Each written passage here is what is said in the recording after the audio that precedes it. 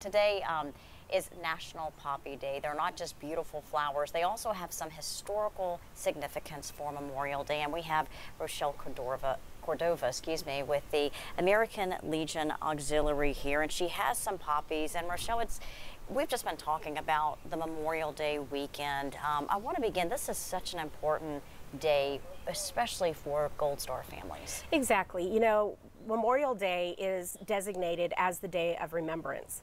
Remembrance for those who have served our country and those obviously who've paid the ultimate sacrifice. So, you know, it's different from Veterans Day in as much as it's those who've actually passed that we remember on Memorial Day. And one way that we remember those who sacrificed it all is through the poppy. Tell us the poppy. The significance and the history of this. So in 1919, a very famous poem was written by Robert McCrae, who was actually a Canadian soldier serving in the Allied forces.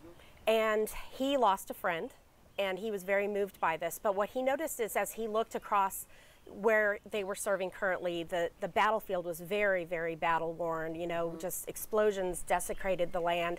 But everywhere he looked, there were red poppies growing. And he pinned the opening by saying, "In Flanders fields, the poppies grow upon or between the crosses, row on row." Wow. And they did literally grow row on row. So the poppy became significant as a poppy and a flower of remembrance for not only America, but for the Allied forces as well. And certainly you will see these on today throughout the weekend as we remember those who sacrificed everything. Thank you so much for coming on. You're very welcome. I'm so glad good to be see on you.